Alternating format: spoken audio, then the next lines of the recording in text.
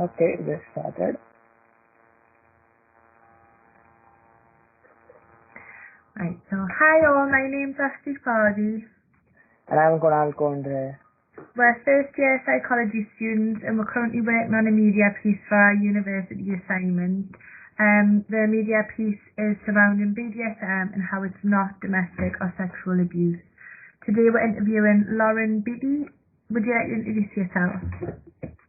Hello, my name is Lauren Beatty. I'm also at the University of Sunderland studying forensic psychology, and I am also the founder and director of Help Me Out North East, which is a domestic abuse organisation helping women and men or anybody who is currently affected or is being affected by domestic abuse. Thank you. So Lauren, are you aware of what BDSM is? Yes. So my knowledge of it is, it's quite it stands for bondage, domination, sadism. Not sure how you pronounce the fourth one. Masochism or something? Masochism, Yeah. I think. Masochism, yeah. I think so. So it's, from what I can gather, I think, like you have put in your questions, I think there is a lot of, a lot of differences between that and abuse. BDSM, I think it's very, from what I can gather, there's certain, sort of rules and boundaries put in place with, whoever wants to participate in it, basically. Whereas, abuse is unwanted. Yeah. So yeah, that's kind of my take on it anyway. So have you seen BDSM in the media? I've kind of seen it in I've seen it on certain programs. I do feel like it's portrayed, probably wrongly in the media. As everything, is certain things are, there's a lot of stigma, I feel, surrounding it that it's bad. But, like I say, it's, when you do actually look into it and research it a little bit, it is quite it is consensual and it is controlled, and there are, like I say, boundaries which people put in place that if they're not comfortable with something, they do have certain safe words, and stuff like that they can use to let, whoever they're doing things with, or if there's a group of people, it seems to be quite a, not structured but controlled thing in a sense. So yeah. And that's obviously a lot different to abuse, isn't it? That nobody consents to that. What do you think triggers the misconceptions surrounding BDSM and domestic abuse? I think it's probably because it's kind of been well, it's the 21st century way of like a defensive, like she was asking for it basically, isn't it? Right. So it comes across as like, I'm sure it's kind of called, is it like the 50 Shades defense? Where there's been, there was that young girl that was, what was she, like a bagpacker, Grace Mullane. She was strangled to death by a man that she'd met on an online dating site. I think it was a couple of years ago. And he very much used the defence that, this is the type of stuff she was into. She was into, inverted commas, kink, is what people call it.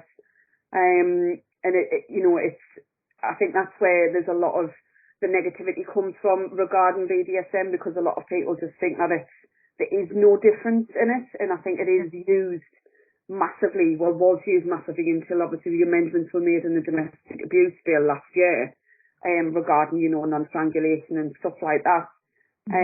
But up until that point it was, I think, massively used as a defence. Going back to Grace's case, I'm sure he said that she consented to it. She wanted to be choked, and unfortunately she died. But they obviously later found out that, he tried to conceal her death. He'd watched pornography and things after he'd actually killed her. He took indecent images of her when she was dead. So I think that's what, triggered the, the probably brought into the more domestic abuse side of things, because people started using it wrongly, as sort of their defence, to explain violent behaviour towards women, basically. So the criminals were using it as a scapegoat, really, and people who aren't of the BDSM community are sort of relating it to that. Yeah, definitely. So do you think pornography influences sexual behaviour in individuals and maybe promotes sexual or domestic abuse? Again, it comes down to everyone's, individuality, really. I mean, of course, pornography is going to promote, sexual influence and stuff like that, but it all depends on what type of pornography you're watching, and what ticks your boxes. And BDSM, in what I can gather is that they're just people who like extreme sort of things. And so if they are watching extreme porn, and let's say that person potentially does have maybe the violent past, does have domestic incidences relating against them, then yeah, of course that's going to effectively sort of bring out potentially that side of them where things go wrong. But then on the other hand, it might not. People, it does just depend. I think there's probably a lot of mitigating factors in these cases where it's not just like a one size fits all. I think it's probably a build up of probably a lot of things to do with their personality and what's around it all. So BDSM generally involves a relationship of some sort between a dominant figure and a submissive figure. To your knowledge, is this true? Yes, I would say so, yeah. Sorry, I just need to put my phone on silent, I think. So sometimes people engage in verbal, emotional or physical discipline of a partner. Do you think that's domestic abuse, and why? It would be domestic abuse if they weren't participating in BDSM, but if, it's all about, I suppose it's like role play, isn't it? It's how they want it to be sort of perceived, how they want it to come across. So of course, if they're not participating in BDSM, naturally that is, classed as domestic abuse. But if they're, doing it in a controlled sort of way and they're like sort of playing and acting out their fantasies, then no, I would say it wasn't. Yeah. So consent within BDSM is paramount. Why do you think people give consent to be verbally and physically disciplined? Well, again, it's like, if that's what they want, it's, there's no right or wrong way, I suppose, to, what necessarily ticks my boxes may not tick yours and vice versa. So it is all about, I think, individuality, but like you said, their consent is, it is absolutely paramount. It's all about keeping it safe. And then, if two engaging adults want to consent to something, again, they must, I suppose it's hard because it's all about, I would imagine, sort of crossing that line. Like, what lines do they want to be crossed? Do they not want to be crossed? So, I suppose it's about sort of laying that out from the very beginning, what they want and what they sort of don't want. But then it's how that's regulated. How do you trust somebody to sort of, listen to you and listen to what your boundaries are without those being abused, I suppose. Yeah.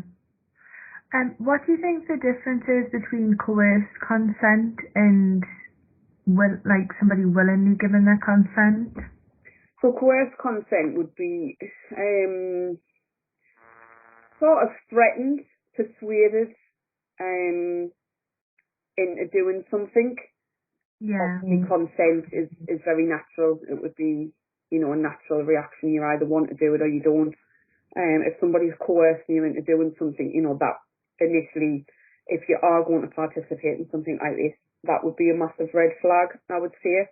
If you're kind of setting out and, laying down your boundaries and what you want to happen, and then you've got somebody coercively sort of persuading you into something that you may not want to do, that probably does borderline sort of abuse, I would say. Yeah. you're being manipulated into doing something that you may not want to do. Yeah. Yeah. So like, how do you identify that you're being coerced into something, and like, what should people do if they feel that they are being coerced into doing it? Like, how do they stop being? How do they stop agreeing to it? Like, because if someone who's coercing them can be pretty much a strong personality. Do you get what I mean? Yeah. I think we all know if we've got our arm behind our back and somebody's twisting it and saying, oh, come on, just do it. So I think that, we would definitely initially know if you've kind of got an idea in your head of what you want to happen to you, what you want to get out of, meeting somebody, or, whatever sort of role plays or fantasies you've got in your head. And if somebody wants to, like Ashley just said, manipulate that in a certain way to their advantage to bring something in what you may not want to do, naturally you're going to have that instinct of where you know that, you're kind of on the fence with it. So like I've said, that would naturally be a massive red flag, as with anything when we're talking about domestic abuse or abuse. I think, somebody coercing you like that, well, it's law now that it's not actually allowed to happen. And how to recognise it, like I said, I think you would know, and I think that's where, people may fall into difficulty, because then you're in a position where, naturally that's going to make you feel a little bit uncomfortable. So yeah, from the onset, out, that would be, sort of it for me. That would be, the massive red flag where things potentially go very wrong. Yeah, and some evidence suggests that BDSM practitioners that are in domestically abusive relationships find it very difficult to seek help due to various reasons. Some being that it was difficult to identify that the submissive, for instance, were being emotionally abused. The physical abuse was not in the boundaries of consensual BDSM, inexperience and stigma, to name a few. From a coalition slash domestic abuse support worker perspective, how do you think this can be changed? It's probably down to like awareness and stuff, isn't it? It's like, if you 9 times out of 10, if you mention BDSM to somebody on the street, they would just call it like kinky sex. They don't realise probably, that it is quite controlled, and, that it is about the individual's, kicks and what they want to get out of it. It's certainly not something I would say is dirty or anything like that. It's just, what some people find, pretty vanilla, other people might not. And I think it is probably hard to speak up about it, because especially when it comes hand in hand with domestic abuse, because like I've just said, it has been used as the 21st century form of, like, there was asking for it. So if you're reporting like a professional or a practitioner to say, this is what I do, but I'm being abused in that, it's how would you establish that, the things that were spoken about between those lines, between abuse and between, consent. And I think because of the lack of an awareness in the certain stigmas that surround BDSM, it probably would be very hard to not feel maybe judged and to be probably listened to in those sort of circumstances. So do you know, within respect of, say, police and workers like yourself who support domestic abuse victims, do you think that there should be maybe more awareness made to the professionals that deal with these people, so that they feel more comfortable coming to you? Yeah, absolutely. It falls with anything. It falls with domestic abuse as well. I mean, the conviction rates for domestic related incidences, they're just absolutely shocking. And that's basically down to the fact that you're in a relationship with somebody and the police just look at it as if, well, they were in a relationship, things happen. And that very much is, the response that, if, I do get a lot of the times with the victims that I help. So I can only imagine when it comes to things like, BDSM, where the sort of consent to like a bit of whipping or a bit of hitting or a bit of strangling here and there, they probably wouldn't even, I can't imagine they would give it the time of day, to be honest with you, especially on like the lower end of things, like, you know, probably just pushing somebody's boundaries a bit and strangling them when they didn't want to. Hence why, you know, the domestic abuse bill was put into play last year, but, you know, you've got to think that's a massive government organisation that's done that, and then, you know, for that training and that awareness and that education to be then filtered down into all of the other, you know, professional bodies that deal with victims, it's, you know, it's massive, and in my opinion, we're not even there yet with domestic related incidences, but, you know, it's not, let alone all this sort of stuff. And like I say, it does more and more. It is being used, you know, as a defence, where people are saying, oh, well, you know, no, that's what she was into. She wanted to be strangled and whatever else. Like that. She likes that type of thing. She was asking for it. You know, it's a very, not a grey area. It's just an area what I feel people just, they don't want to talk about it unless something, you know, massively goes wrong where somebody has died or whatever else. Yeah. It is just such a, you know, an area that's just not spoke about.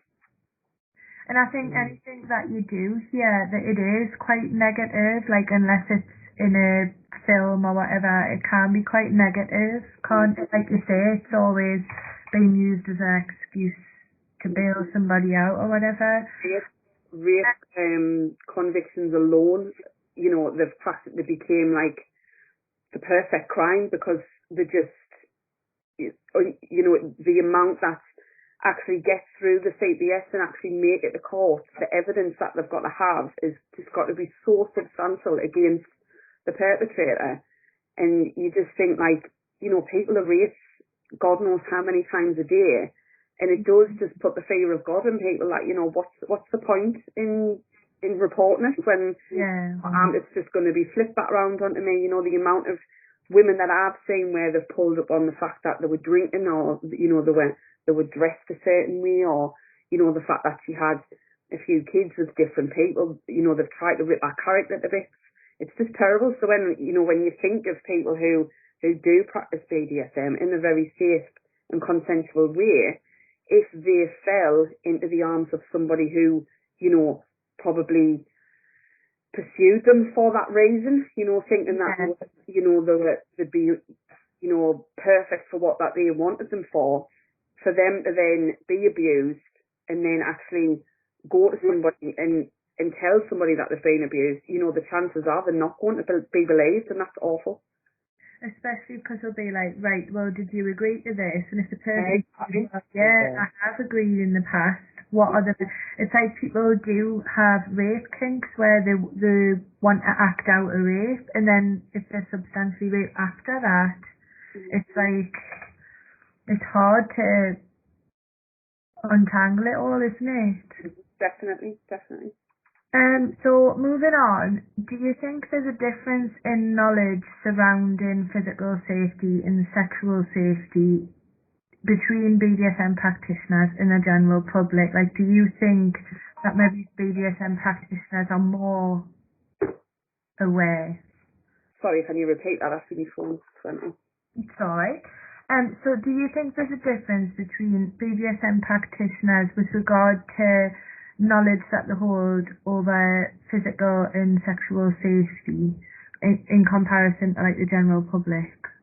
Yeah, I think if you are a person that practices BDSM, you know, there's probably certain, well, there's a society for it, isn't there? You know, there's probably, you know, groups of people that all trust each other, that all whatever. So they probably have a hell of a lot more knowledge about, you know, what they're doing and the fact it's very safe. And, you know, I believe that if you do keep it within those sort of circles, that's great.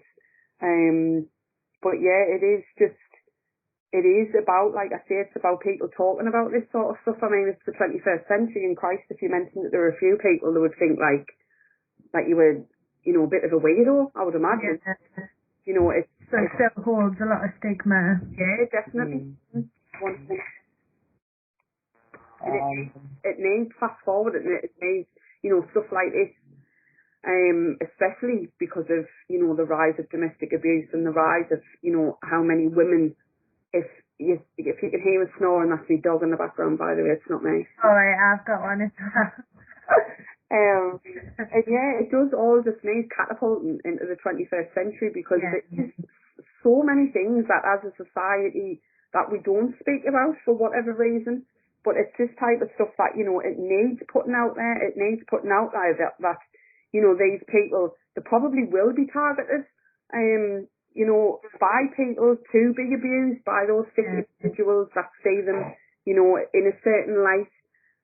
But like I say, if you are in the BDSM community, then, you know, you're probably aware of those type of things and aware of, you know, just as women, we emphasise the red flags surrounding, you know, going into relationships with people. I would imagine they've got their own sort of set of, you know, red flags themselves to keep each other safe. Yeah, that's a really good point to make, actually. So some evidence suggests that BDSM can be an excellent therapeutic tool for sufferers of past trauma. Do you think this is the case? And if so, or if not, why? Past trauma. What, like sexual trauma or? It can be used for different past traumas as a therapeutic tool.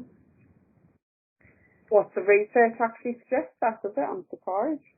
Yeah, I was literally reading. I can send you the article if you like. It says that it's like quite good. It's the classic coming to terms with your fears. I would imagine if you want to put yourself, you know, back into something like that and technically, you know, maybe make some sense of it, then, you know, whatever you think works best, I would imagine. I think the therapy is aimed at that. It's aimed at individuals sort of revisiting and sort of reenacting it and then healing from it. Yeah, so I suppose it is. It's like coming to terms with it, and you know, naturally it's gonna dig up some you know, probably very submerged memories or whatever else, and they say that the only way to deal with those is to, you know, bring them to the surface again. So yeah, I would say so. Yeah. So other research suggests that BDSM promotes emotional well-being. Do you think this is possible?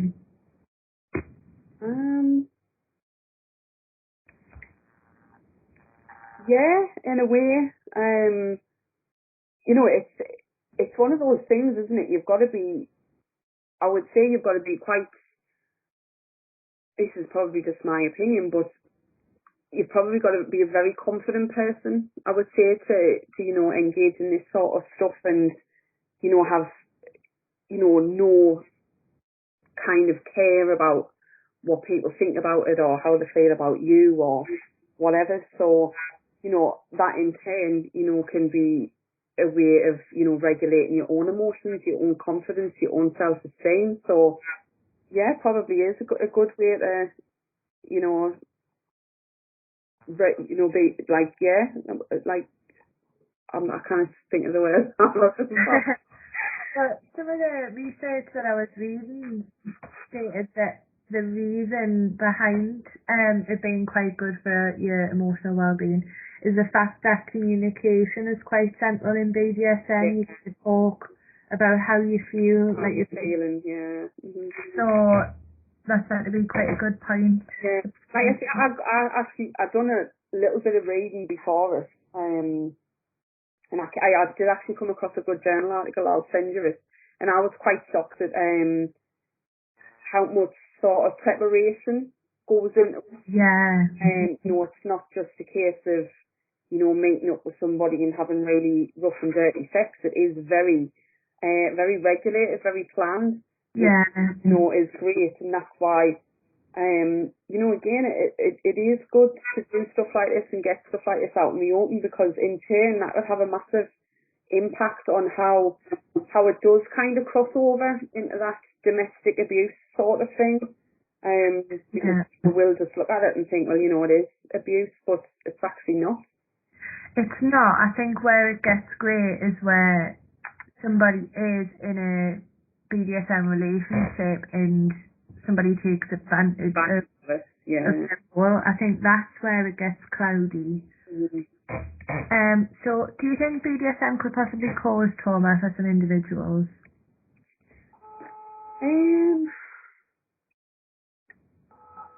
It would depend. I would suppose, if you're very set in your boundaries and if you're very set in what you want to get out of, acting out, your sexual fantasies, then probably not. But if, you sort of your privacy and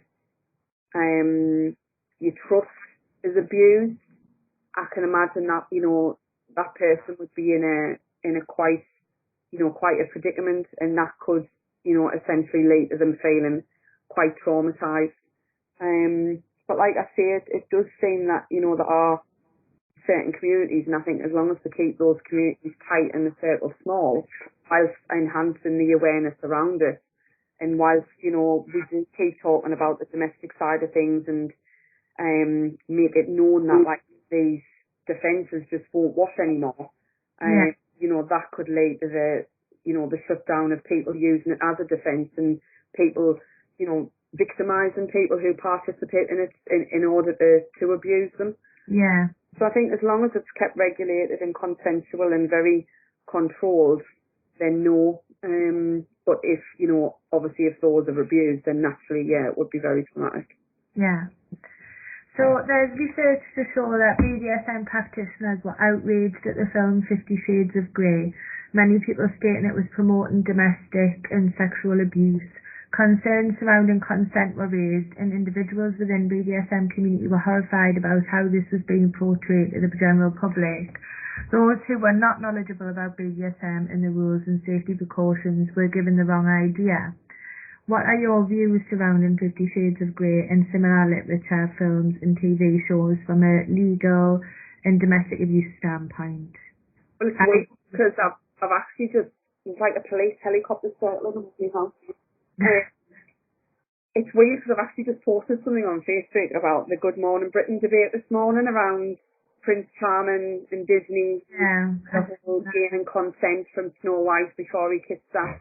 I mean, there's certain lines really, isn't there, that things so blown, out of proportion that Disney, that we're living in a world now where Walt Disney is now, at the centre of controversy surrounding consent of kissing. It's just absolutely mental.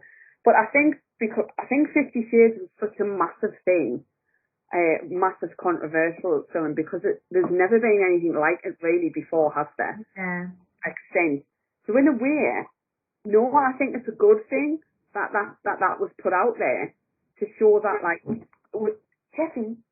show that, like, it's not just, I think we imagine people, BDSM, like, they're walking around with, like, dog collars on and bloody chains and say leather, and it's not like that. Like, normal people, I would imagine, who live very normal lives, do it. So, I think the two main characters in that film, they led very normal lives. They just had that side of them that, that was that. So no, I don't think it was a bad thing. Whether or not that's, an actual, real portrayal of how things are, I don't know. So if did you say the BDSM community was outraged by it? Yeah, there were, about especially surrounding the consent side of things. Right, okay. And why was that? Because he did gain consent, didn't he? He did, but he sort of stipulated all the rules, didn't he? He had like a contract, and he basically slapped a contract to her and said sign it, and he wouldn't get into a relationship with her. So that goes back to the coerced control, really, isn't it? Yeah, exactly. Yeah, and signing something that she did feel quite uncomfortable with it, didn't she? So yeah, and imagine actually why they were outraged, and good for them that they've put that out there, that actually that's not the case, and that's not how that happens. Yeah. So, do you think these things, like what we've just talked about, do you think they could be harmful to the BDSM community, but also to the general public? Probably, because if that's not, an actual portrayal of of what they feel BDSM is, then yeah, you know, that can be very misleading, especially the kind of over where it does come into the domestic sort of territory. Yeah. So yeah, it does, you know, enlighten you in the misconceptions we have maybe surrounding it. That's why awareness and talking about things is absolutely key. Yeah, exactly. And that's what we hope to do with this podcast that we're making. So how do you think emotional and physical safety can be promoted in non-BDSM relationships? What was that again, sorry? How do you think emotional and physical safety can be promoted in non-BDSM relationships? Non-BDSM. You know, just like I say, that domestic abuse is a massive passion of mine, and it is sad, you know, that it goes on underneath all of our noses without even knowing. So it is just all about, you know, again, talking about it all the time, never be embarrassed to talk about things. You know, chances are we all know somebody that suffers, and it's all about just getting it out of there and making conversations that people sit uncomfortable with, keep reinforcing those red flags, which, you know, I don't know if you've read the book, but the Jane Monckton Smith, sort of like the In Control and Dangerous Relationships, her timeline is so accurate of things to look for with perpetrators and within relationships. Small things that you don't see from you know, very, very early stages.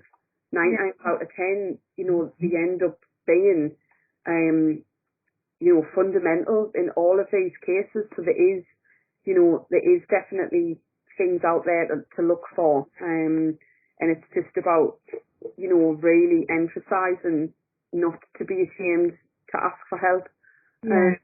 Because, you know, it's not, you know, we're not living in the dark ages where it's going on behind closed doors anymore. It's very real. And I think it's, you know, especially with the Sarah Everard case, it has, you know, catapulted us into the media.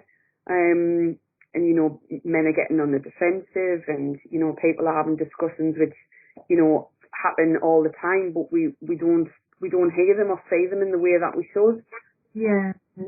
So yeah, it is just all about promoting it, as it is with everything. I'll have to get the name of that book off you after this. That sounds really good. But actually, I've already read it. It's brilliant, honestly, and it is so accurate. It's unbelievable. Like this timeline that she sets out of these 9 different stages. It's actually just being rolled out within all of the police and crime commissioners and stuff throughout England now, and they've managed to like kind of put things in place using Jane's timeline. Like, she's a criminologist, Right. and it's just crazy how these simple steps are now preventing things from happening. Just daft, really small daft things which you wouldn't even think about, but then, you know, how things escalate is just, it's just, honestly, it's crazy. You can have it, I'll lend you it. Oh, thank you. To this, it sounds really good. What should a person do if they find themselves in a position where they feel that they're being sexually or domestically abused? If a person feels in a position where they feel they're being sexually abused, Yeah, or domestically abused. yeah, reach out, ask for help, go to the police, tell people, don't feel embarrassed. You've got nothing to feel embarrassed or ashamed about. You know, it's nothing that you should be worrying about, but, you know, raising those concerns with professional organisations, whether it be a charity or someone smaller end of the scale, or taking it straight to the police.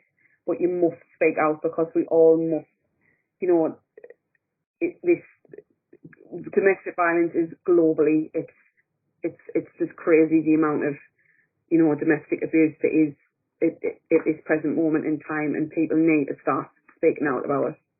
It's not just physical though, is it? It's not just physical It's abuse. also emotional, sexual, it's controlling, it's just unwanted behaviour. Anything from a person that you have felt significant harm from is, in my eyes, unwanted behaviour. And this is where, you know, I clash heads with the police constantly every day where, you know, they'll say to me, well, you know, we can't do him for harassment and stalking because he's not saying anything, you know, explicit. And I'm like, of course he's not going to put in a text message, you know, I'm going to come round there and give you a hiding, or I'm going to do this or whatever. You know, just because you don't constitute that as harassing behaviour, if this person has caused somebody significant harm, that victim is going to feel harassed, whether they just see a name come up on the phone or whether they are just saying, hi, how's your day? It's harassment all day long. And this is what this book, honestly, she just hits so many nails on the head. It's just one of them books that you read and you're just like screaming at every single page like how right she is. It's just unbelievable. I've seen like different groups and different posts and stuff, and I'm like, I'm the same screaming at how right they are. Yeah. How people need to be saying this and doing this, but like when like everybody looks at like the domestic abuse bill, and it's absolute, it is monumental that it's just being classed as law, and that should be followed. But for that, then, like I say, filter down to the police, you're talking about like extensive training in domestic abuse. I mean, this was one thing that I flagged up with Northumbria just last week. You've got a domestic abuse team that initially goes out there with domestic incidents, who are domestic trained to look for things, to look for signs, to look at things like the harassment I've just spoke about, and they 100% say that constitutes harassment. That then gets passed on to a secondary team who aren't necessarily domestically trained. And I'm like, well, this is why, you know, this is where the cock-ups are coming from, because that should be dealt with from a team that's trained to deal with it. So it's great that we pass all of these laws and these amendments and everything else, but then the training that then has to be done and redone with all of those organisations, that's what lacks. That's where it doesn't get done, or it's years before it gets done, or it's not done effectively. And this is why there's just so many gaps and flaws in the system. Like, you know, this non-strangulation thing where people have been using, you know, this as a defence to get off with bloody murder. It's just insane. They all need to be on the same page, don't they? Exactly, yeah, they all need to be singing from the same song sheet, otherwise things are going to get missed and people are going to die, and that's what's happening. And if they're not going to die, they're going to be severely affected, possibly for the rest of their lives. So we're coming to the end of this now. Is there anything else you'd like to add that people should know either about BDSM or about domestic abuse, or even your charity if you want to talk about that? So my charity is Help Me Out North East. We do offer support services for those, whether it's you want to engage with us via text, have a bit of a rant, or you need support with family calls. You know, we're just here to help, and we're here to hear you more than anything. Yeah. And to let you, you know, speak to other people as well who's in your position, because I think when you're in a relationship like that, you do feel very alone because you're isolated and you've been secluded, and you're constantly second questioning yourself as to what you're doing. Is this right? Is it wrong? Am I even seeing anymore? So speaking to people who have been through it, you know, it helps so much. There's so many ladies that, you know, would vouch for that. And I think just get help, just speak out.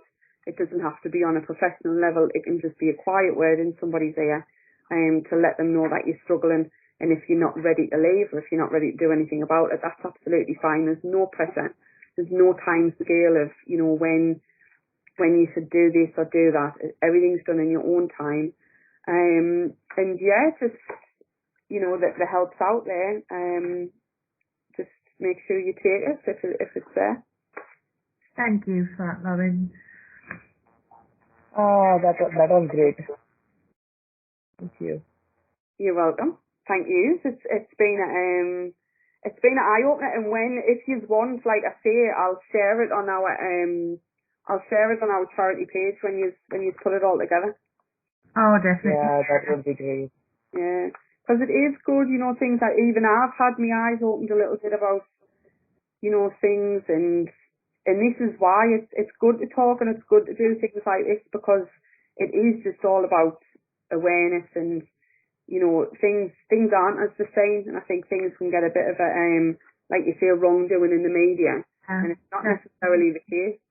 And the people in it as well, especially with regard to BDSM, like I was saying before, people who are in a BDSM relationship and are struggling with domestic abuse, they struggle to recognise it, and they struggle to seek the help as well. But that's the same within, like, vanilla domestic abuse relationships, isn't it?